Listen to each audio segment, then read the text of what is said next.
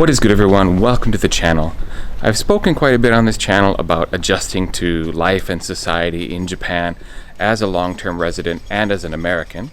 And I've talked about things that were really difficult to adjust to, or that I haven't even really adjusted to even after all these years. And I've talked about things that I really not only adjusted to, but love about Japan and would never go back to the American way, basically. And if those topics sound interesting to you, I will link some of those videos in the description below so you can check those out. Today I'm taking that topic and I'm reversing the perspective. You see, I just had a conversation with a friend who is Japanese and has lived in America for almost as long as I've lived in Japan. And as such, she shared a number of things that I could relate to just from the Japanese perspective. Things that were difficult to adjust to, as well as things that she not only adjusted to, but really likes about American life. So basically that whole concept of how to adjust to a foreign culture between America and Japan, but with the perspective from the Japanese side. And I think this is a pretty good video because I know that most people watching my videos are living in America, according to my YouTube demographics. I also know from those same demographics that the majority of people watching my channel are not subscribed. So if you would be so kind as to subscribe to the channel, I always have trouble saying that word, subscribe. If you would be so kind as to subscribe to the channel, I'd be humbly grateful. And if you enjoy the video, remember to hit like. So basically, I have a list of things from my friend. Unfortunately, she declined to be on camera. She didn't want to be interviewed directly. So I'm sorry, you've got me today. But you've got me sharing her perspective and adding a few points of my own where I might see some parallels or things of interest that relate to my experience as well. Okay, without further ado, roll intro.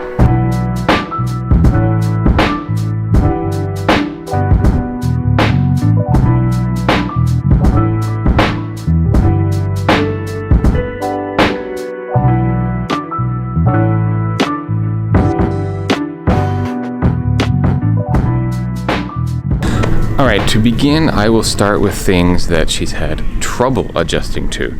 And the first thing that was mentioned was people smiling at each other on the street or in public as a way of greeting. People don't just casually smile at others in Japan so much. And she finds it disconcerting because she feels like it's a signal that she should know them from somewhere. Like you smile to someone that you know if you see them on the street in Japan. But in America, or at least where she's living in America, it's much more common to get just random people smiling at you and greeting, you know, even saying hello. And her first inclination is, wait, where do I know you from? And so it's a little bit off-putting for her because of that. Now, the second thing is interesting because it's something I've actually had a conversation with students at the university. And she finds it odd that men in America are so openly into eating sweets and like waiting in line for ice cream by themselves. And there is kind of this stereotype that in Japan, sweets and going to sweets cafes and getting these large parfait like sundae, ice cream sundaes is a girl thing. And two sarariman would not go out together and have a parfait, like big strawberry fruit-laden ice cream dish together. Whereas in the States, you know, a guy goes out and get ice cream and it's totally normal.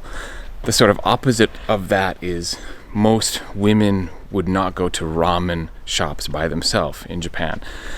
However, I do feel, I disagree with her somewhat because I feel this actually is changing. More and more young ladies are totally fine with going to ramen by themselves, and I know a lot of my male students are like, yeah, I go to a sweets cafe by myself. I don't have a problem with that. So I guess that's changing. But for her, it was a little bit weird to see men just like standing in line and getting ice cream, and it didn't seem very manly to her at first. Dudes, come on. I'm filming here. The next couple of items she talked about have to do with showing affection. And she's the parent of a young child, and she, has other parent friends who have children. And she finds it weird that kids will just tell their parents or their mother, "I love you." Saying "I love you" directly is not very common in Japan. In fact, a YouTuber I watch, Shun-chan, he does videos in English, but he's Japanese. He did a video where he actually phones up his parents and tells them "I love you" as a YouTube video, just to see what their reaction would be, because Japanese kids don't really do that. And there's this image, like if you have a son and he says "I love you" to his mother, it's kind of like what they call mazakon in Japan, like a mother complex, like loving your mom too much, and it's like not healthy, or it's not a normal relationship. So she's had trouble adjusting to her kids saying "I love you" directly to her. And along the same line, hugging, physical contact. There are people in America who are very huggy, and even I have trouble with that because I've been in Japan for so long. I met someone recently who wanted to hug me, and I've never met them in person before, and so it was a little awkward for me at first, because I'm not naturally a very huggy person. And in Japan, people are not huggy, especially not with people they don't know, and even with people they do know. So hugging as a greeting, that kind of physical contact, has been very difficult for her to get used to. Apologies for the somewhat choppy video cuts today, because I'm actually filming in a town that's having elections, and one of the things I still hate about Japan and have not gotten used to is the fact that they use sound vans during election time. Basically, these vans roam around just shouting the name of the candidate, and they're loud, and I have to keep stopping filming because there's a damn sound van going by. So yeah, sorry about the kind of choppy nature of this video. The final thing that she talked about that has been a little bit difficult or annoying to get used to is self-introductions. You see, if you do like a group self-introduction in Japan, it pretty much is just go around the circle, say your name, maybe where you're from, and yoroshiku onegaishimasu. Let's have good relationships. It's over in like 5 minutes. You get all the way around the group and everyone's done. Group introductions in America can get pretty long because everyone feels they need to introduce something unique or interesting about themselves. And therefore, she says basically, introductions get really long and it takes forever. And it's like, she's feeling like, okay, can we like move on with the meeting? Can we get going here?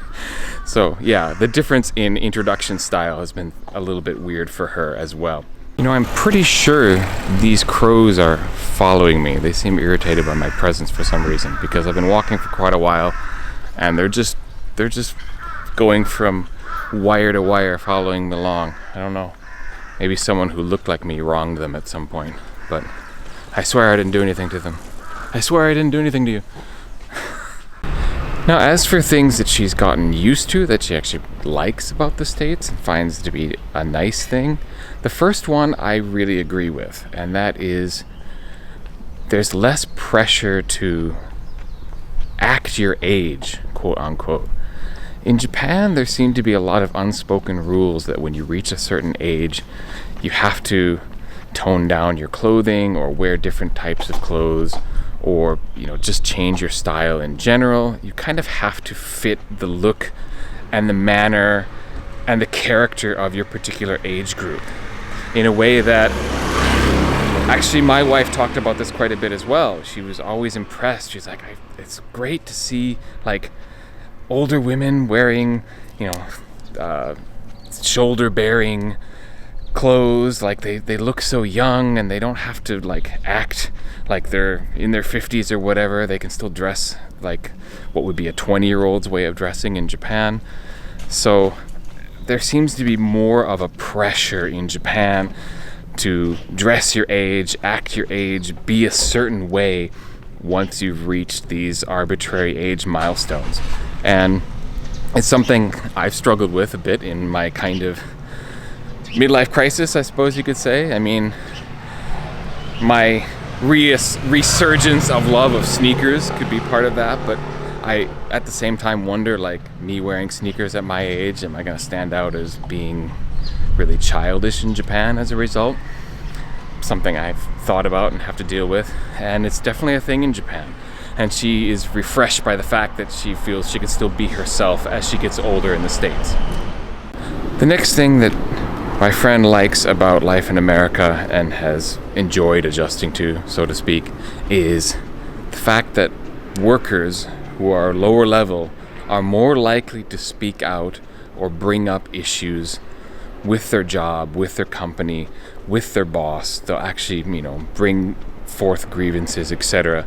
Because there's this feeling in Japan that if you complain, you're going to, be sent to an office where you're not given any real work, like you're basically shunted to the side, or you're ostracized in the office environment. Like, you're not supposed to complain, you're just supposed to go along with the culture of the company you're in. It's very conservative, old-fashioned, not very worker rights friendly way of thinking. And obviously it's not perfect in the States either. There's a lot of labor issues in America with companies and how companies and bosses treat their workers and the culture, but generally speaking, it's a lot more free in America in terms of your ability to speak your opinion and, get your views out there for consideration within a company environment. And, she's speaking as someone who's worked several different types of jobs in the States. I'm not sure exactly what she's done, so I can't give you details on that, but I know she's worked in several different environments, and she's seen firsthand how people can actually, bring up grievances and say, hey, I don't like how this is done, etc., even though they are not like a boss level person, and she likes that about the States. So the final one she brought up, and it's actually one that I've heard from other Japanese that I've worked with here in Japan who lived abroad, she really likes the chit-chat that can happen with strangers or people she just meets, like you're standing in line at the supermarket or something like that. Now, if you're not the chit-chat, small talk liking type, obviously you won't be into this, but she quite likes it. She'll be fine with striking up conversations with random people. And a lot of other Japanese I know who've lived abroad are the same way. I actually did a video with one of my colleagues who lived in Italy and in Idaho, of all places, and he says that's one of the things he misses. He wishes he could chit-chat with staff and, just supermarket people at the supermarket where he always shops. Well, my friend is the same way. She's like, I like the chit-chat. And it's something that I notice immediately when I go back to the States as not a reverse culture shock, but as a good example of, oh yeah, I'm back in America. It's something that I actually noticed when I first flew back to the States after 3 years in Japan. The flight attendants on my United Airlines flight were chit-chatting with the passengers, and Japanese staff just don't do that with customers. There's always this kind of barrier or wall of formality, politeness between customer and patron. So seeing that for the first time basically in 3 years, because I hadn't gone back to the States in that 3 years time, seeing that I was like, oh yeah, that's right. That's how it works. That's how Americans act. And yeah, it wasn't a culture shock so much as just like surprise and memory. Oh yeah, that's right. I haven't seen that in 3 years. And my friend has adjusted to that in America and quite likes it, apparently. So that's pretty cool. She's an outgoing sort, so that's not really surprising. But basically, those are the things that she talked about as difficult in terms of adjusting to American life.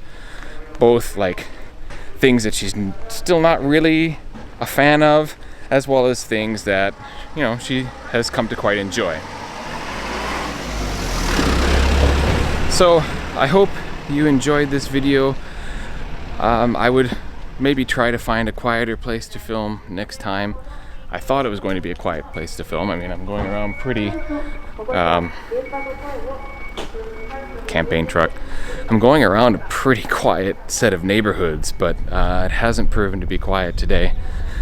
But at any rate, I hope you enjoyed watching this video, and I hope you enjoyed watching Japan unfold behind me and getting a Japanese person's perspective on life abroad in the United States. So If you did like it and you haven't done it yet, hit the like button now and subscribe again if you have not done so already. I would be eternally grateful if you would do so. And thank you so much for watching this particular video, and I will catch you next time.